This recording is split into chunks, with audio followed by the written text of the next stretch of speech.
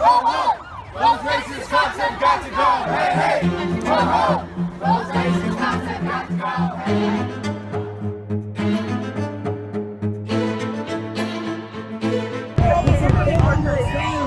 It's a dominant sign. Look at that dominant I would just go for socialism. Less capitalism. There's too much focus on profit and all that stuff. Hello, everyone, and welcome to the Michael Voris Show. I'm your host, Michael Voris, and today we're going to be talking about something that is extremely pressing that people need to understand as we look around the country, the nation, and sort of chronicle its collapse. One of the things that journalists, reporters, at least if they're honest, do is they chronicle events. They don't just report data points. They obviously have to do that: who, what, where, when, why, how much, and to what extent. But there's also a story that's being told because of these various data points. And right now, the story is the collapse of the United States. If we want to defeat capitalism, we are going to need a party that will organize working people to fight for the demands that we want and to win socialism. The impact on communities is devastating. Some neighborhoods lost to gangs. We're coming up on that 250-year mark where historians say that's about how long empires last on average, and here we are sort of in the twilight of ours. So we're going to look at one particular thing, what has brought about the collapse of this. And we'll be talking about how the U.S. Catholic bishops have played a major role in all of this behind the scenes, and how they are stepping up. They're now stepping up their efforts and their involvement in all of this. That's not to say every single Catholic bishop. It's to say the Conference of Catholic Bishops, the United States Conference of Catholic Bishops, as a body, has pushed the ball down the road that results in the collapse of America. Now, before we go on, just want to remind you that we have our Strength and Honor Conference, our annual men's conference right here in Detroit on the weekend of August 4th through the 6th, first weekend obviously in August. If you'd like to sign up and join for that, we strongly suggest, particularly in these times. And when we get done talking about today, what we're going to be talking about, you may go, oh my goodness, what do I actually do? What's my role? What do I have to do? So we'll be covering that at the Strength and Honor Conference. Again, the annual men's conference right here in Detroit, August 4th through 6th. Click on the link, sign up, bring your sons, nephews, whoever.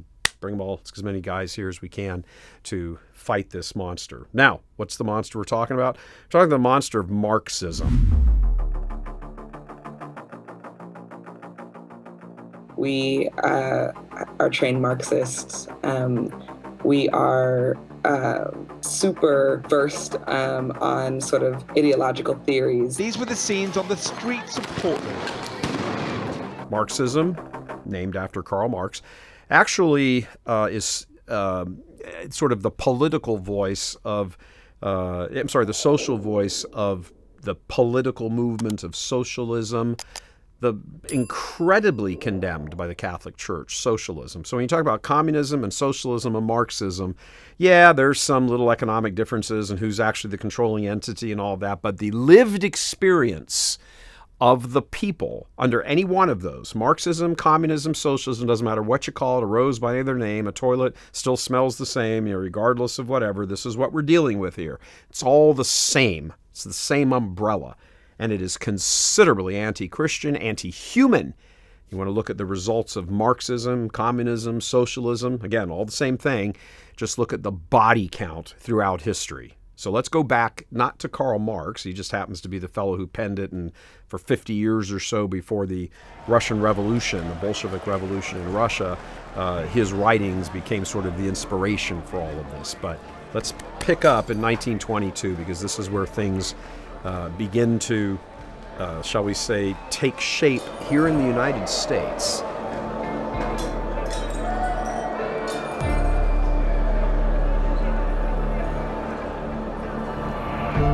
Joseph Stalin comes to power essentially after murdering his political opponents. I don't want to tell you everything you need to know about communism right there. Comes to power.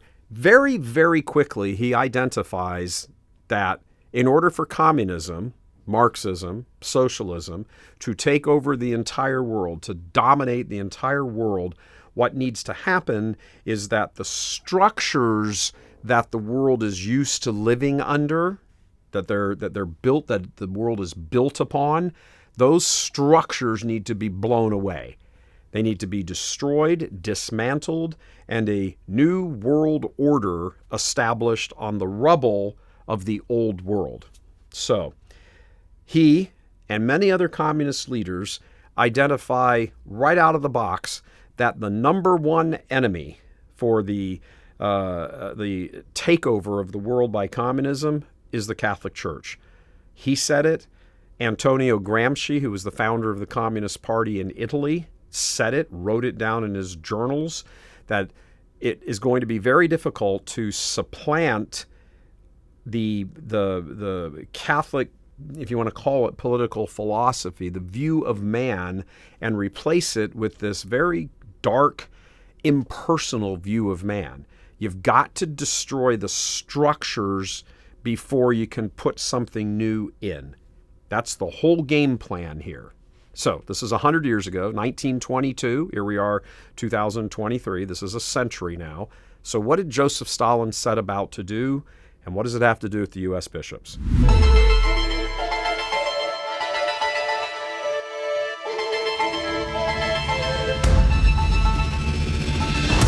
Having identified that the Catholic Church was the number one enemy to the spread of world communism, he set about a plan to begin to infiltrate, to move into various positions within the Catholic Church. He did it in Poland, he did it in the United States, he did it in a number of countries in Western Europe, and it was through Communist Party operatives. Lots of people don't realize the Communist Party was operating, tiny minority, but it's still an operating party, in the United States in the 1920s. And there was a Communist Party, USA, in 1920 here in the United States. There were a number of these communist parties, certainly in Germany, immediately following World War I, in 1918. The communist parties in little nations all over the place. I mean, Karl Marx's political theories had had 50 or 60 years at this point to germinate. So he publishes Das Kapital in the middle of the 19th century. We're talking about now the beginning of the 20th century.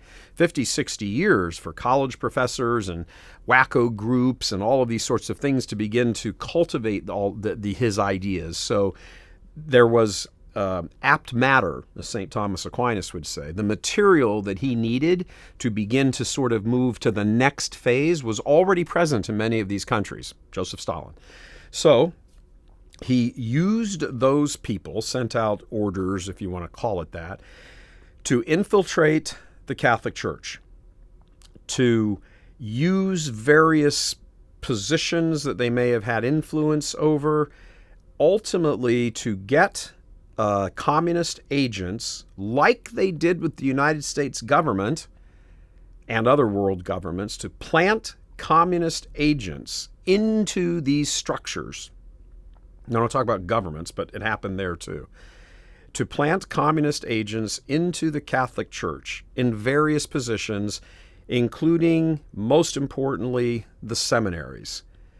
He thought, Antonio Gramsci thought, all the various communist leaders thought, there's no way to tear this down in one fell swoop. It's been here for, a millennia, even more. So how do we get to it? Well, it's going to take the what became known as the Long March through the institutions. One of those institutions to destroy the West, one of those institutions was the Catholic Church. And the underpinning really of all those other institutions was Catholic political philosophy built on the dignity of every man being created in the image and likeness of God. That is what had to be swept away. They understood they were never going to sweep that away in 10 or 15 years. It had been in place for over 1,000. I mean, that's going back to Charlemagne in the year 800. And many of the original underpinnings of all of that were already in place centuries before that, as the Roman Empire had collapsed. So this is the dominant civilization for a millennia and a half coming out of the rubble of the Roman Empire. Stalin knew, I'm not wiping away 1,500 years in 20 years. That's not happening. But what I can do is plant the seeds, lay the groundwork so that down the road, if this stuff grows the way I expect it will begin to cripple and eventually collapse all of that. That's exactly what happened. He got communist agents into Catholic seminaries here in the United States and Poland. His KGB developed a plan to invade South America, the Catholic Church in South America, not so much the seminaries, different tack there. It was called liberation theology. And it really took off in the 1970s, but it was planted in the late 1940s, early 1950s. Again, there was this infiltration. There was this covert operation, this fifth column of communist agents within the sort of Catholic structure of things. They weren't really Catholic in any mindset. Many of them were priests. Many of them became bishops. They were not of a Catholic mind, however. They were ultimately communist agents, and they began altering the thinking of some church teachings in the minds of people. The teachings haven't changed, but how people perceive them, how they came to understand them, which ones they think they could suddenly ignore, which ones they wanted to promote, which ones they wanted to take and twist an entirely different way than what they were originally propounded.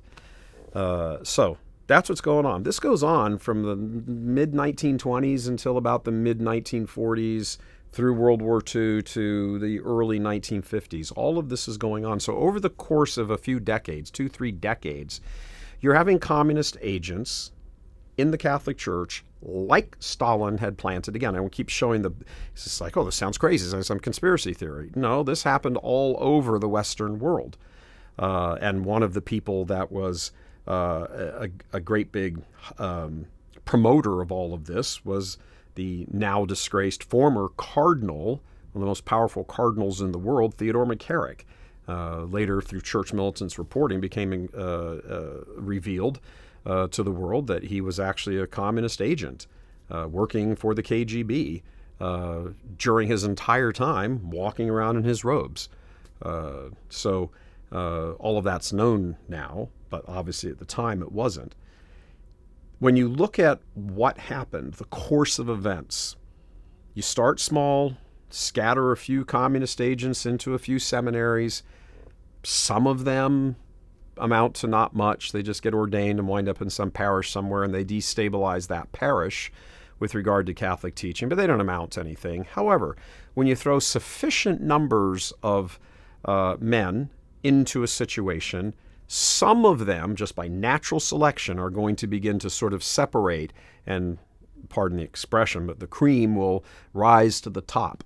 The ones that are more talented, the ones that are just have greater natural gifts, they will begin to rise up the ladder, as in any organization, and they will begin to command a certain type of influence and a certain type of respect and a certain type of approachability, and people will go to them for counsel.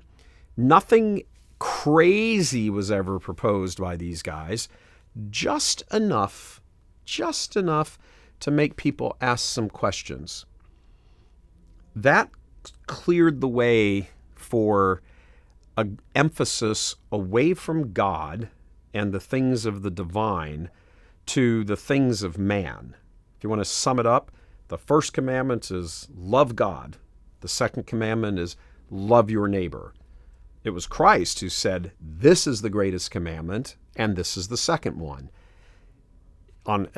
Written large writ here, these folks inverted those two so that man became the focus of the religion, and God became sort of an afterthought. The divine was replaced by the human. That's never going to end well. Human is flawed, divine is perfect. Never going to end well. And here we are. If we are to keep the hope of avoiding radical and catastrophic climate change, and for this, we must act now. This is a scientific fact. I suspect that there are very few people who enjoy wearing a mask. But our desire to work for the common good leads us to do that whenever we come together in church. Christ is lesbian, gay, bisexual, transgender, and queer. What does all this have to do with the collapse of America? Has everything to do with the collapse of America, because eventually many of these agents worked their way through the system. They became bishops. They became leaders in the church. They knew where their allegiance lay. They knew where all of this was. They would start to appoint their people. Didn't necessarily have to be communist agents, just people who were sufficiently deficient in theology and were many more of sort of the 1960s, 1970s cultural rebellion types. And right there is where you start to begin to see this emergence of something called social justice in the church.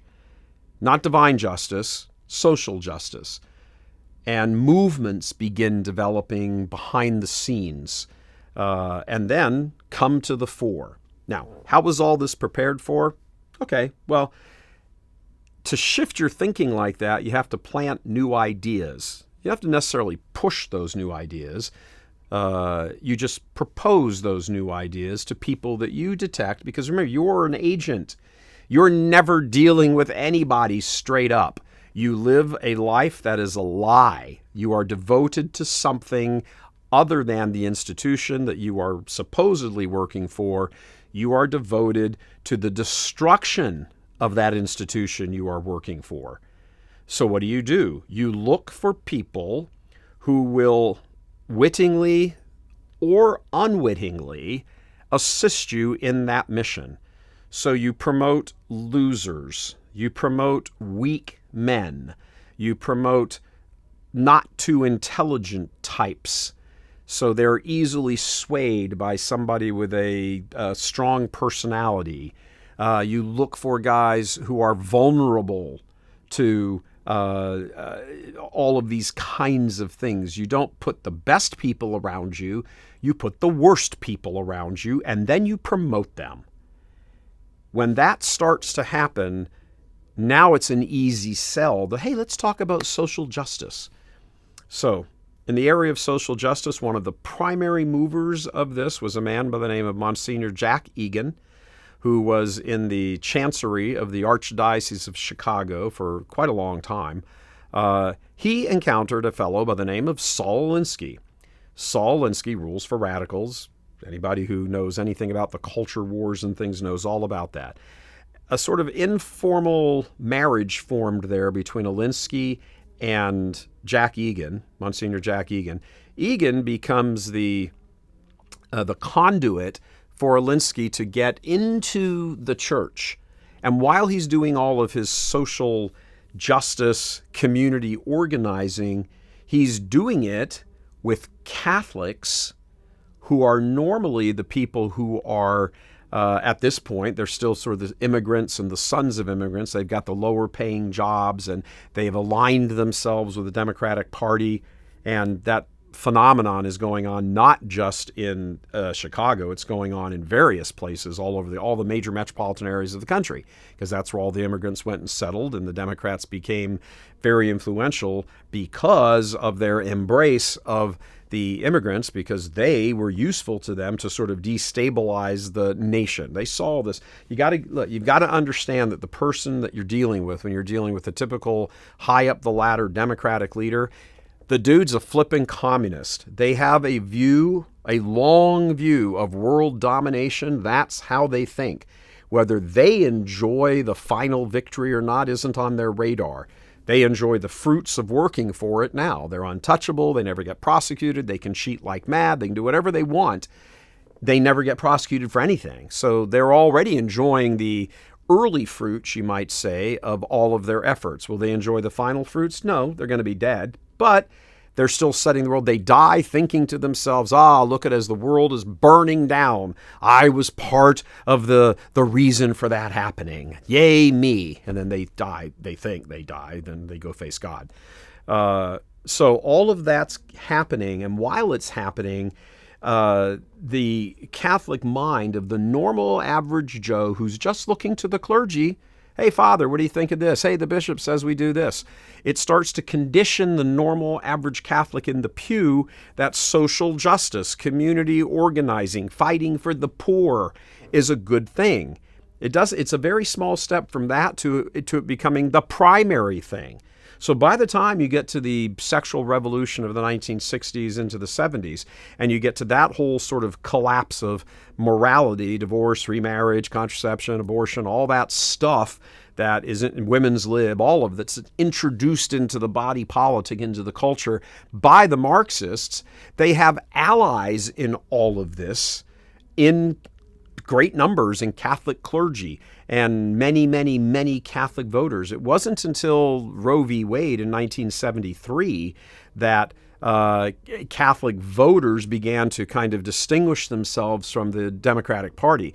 Used to be enormous numbers, 80, 90+% of Catholics voted Democrat. That's how they began to get their foothold in power, because of the whole, they came over and they were immigrants and all that stuff, and Democrats, were able to use and abuse that and catapult themselves into the lead on the backs of them, like they've done with African Americans and have done maybe not to such a degree of success, but still a pretty good degree of success with Hispanic Americans. They always do this. They find the group that feels like it's victimized. They play to that victimization. They use that victimization, and they get power, and then they weaponize that power against whatever the thing is they're trying to destroy. In this case, America and the Catholic Church. So they've invaded the American government. They've invaded the Catholic Church, and one of their leading proponents is a fellow by the name of Joseph Bernardine. He was the General Assembly President of the United States Conference of Catholic Bishops back in 1969. He eventually becomes the president of the USCCB. It wasn't called that back then, but that's what it was, the Bishops' National Conference. And from that point, he begins the launching of the complete church-wide in America launching of the social justice movement. He gives us what's known as the seamless garment theory, where he equates all kinds of moral evils as though they're all sort of equal, like Cardinal Supich, Blaise Supich, an heir of his in Chicago, said that equated being killed in the womb with losing your job. Both are bad. Well, sure, both are, well, presuming you lost your job for an unfair reason, both are bad. But they're hardly equal in gravitas, in gravity of what they are. Here's somebody dead. Here's somebody who, well, unfortunately, has to go find a new job. Not unrecoverable. Death, it's pretty unrecoverable. But he painted this picture as though it's all kind of pretty much the same. Why? Because it keeps social justice as a topic out in front, a leading topic that's constantly being talked about. And why? Because it fits, it marries in with the Democratic Party's agenda to always pretend to be caring about the little guy, the downtrodden, the weak, the weary. Give me your teeming masses yearning to breathe free. They don't give a crap about the poor and the minorities. They use them. And the Catholic bishops have been a major, major stepping stone for the Democrats to do this. And why? Because the Democrats give those bishops hundreds of millions of dollars every year to promote the social justice cause. So there's this quid pro quo going on back and forth. And it's been going on for decades. Half of the money the USCCB, the National Conference of Catholic Bishops, half of the money they spend in their annual budget, half of it is U.S. taxpayer dollars. That is obscene, and they're doing it at the behest of the Democratic Party agenda. Now, of course, the Democratic Party agenda is pro-abortion. On that one thing, they do like a little set-aside. They don't really say anything about it, the bishops. Occasionally, they might say this is bad or whatever, but that's kind of shunted off to the side. The Democratic overlords understand that the bishops can't come out and support abortion, but they get the next best thing, which is for them to just shut up about it. And let's talk about the poor, and let's talk about welfare, and let's talk about illegal immigration, and let's talk about climate change, and let's talk about gun control, and let's talk about the lack of religious free speech going on. All of this stuff is all the Democratic Party talking points, and the U.S. bishops promote this stuff nonstop, ad nauseum. If you go onto the USCCB's website, there is page after page after page after page about all of their efforts with illegal immigration. They're actually known as the Illegal Immigrant Travel Agency. All of these millions and millions of illegal immigrants pouring across the border of Joe Biden's America are being shipped around the country by Catholic Charities. Catholic Charities, and Catholic Charities is not spending its own money on it. It's using your taxpayer money to do this. And as long as they keep doing it, the Democrats keep giving it to them. Why? I mean, sweet deal. It's a great job if you can get it.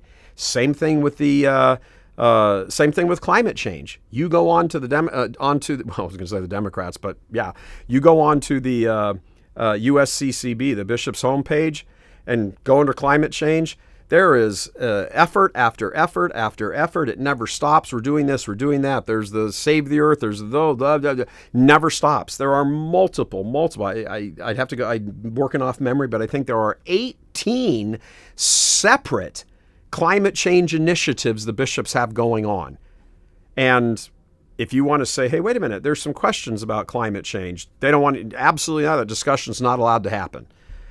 Same thing with gun control. All of a sudden now, in the last roughly month, 3 pretty powerful cardinals in the United States.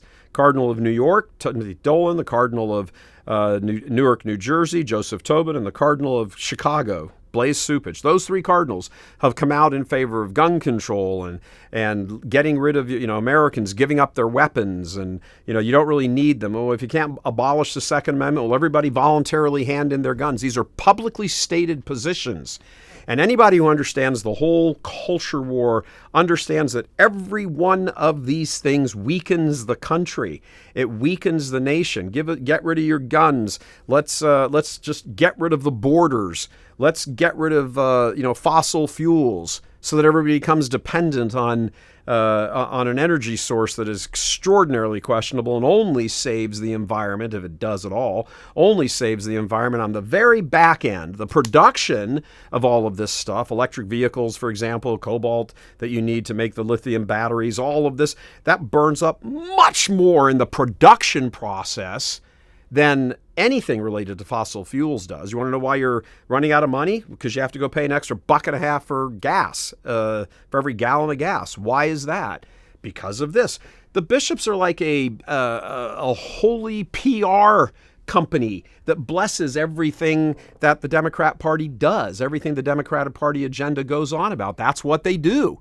And that's why they're useful to the Democrats. And the Democrats hate America. They're Marxist communists. They are the product on the political scene of everything that Joseph Stalin set into motion back in the 1920s. They invaded various administrations. They invaded all sorts of various European governments. That's why everything is so Marxist and socialist friendly. When the Soviet Empire collapsed in 1991, those people didn't die. They didn't vanish. They didn't dematerialize. They left the Soviet Union. Remember, it was the Soviet Union or the Union of Soviet Socialist Republics. That's what the USSR was. Communist Russia was Soviet Socialist Republic. Socialist, communist. Duh. Those people didn't just, vanish into thin air. They went into all sorts of other political parties all over Europe and began to destabilize Europe through the political process over there. Same thing going on here in the United States. But here in America, because of the wealth and the influence of so many Catholic leaders, politicians, and that you had a boon here in the United States. If you could somehow not just silence the U.S. bishops, that's worked on the issue of abortion, but on every other single topic, if you can sit here and come up with a plan that incorporates them into it, that embraces them into it, and they baptize and they bless your efforts, and they start talking about the poor and all that again, the downtrodden, all the, I mean, if you're the Democrats, wow, that is handed to you on a silver platter. And that is exactly what has happened here in the United States. All of these individual efforts are causing the collapse, the implosion of America. And believe me, the more power, as the country collapses, the more power the government takes. And when it's the Marxists in that government taking that power, you better believe they're going to use it. That's what they want. They want power to destroy. Good people want power to build. That's the difference. You need to understand all of this as you look out over the great landscape, that whole panoramic of the collapse of the American empire and the U.S. bishops' deep, deep involvement in all of it. That's it for this week's edition of the Michael Voris Show. Thanks very much for joining us. We'll see you next time right here.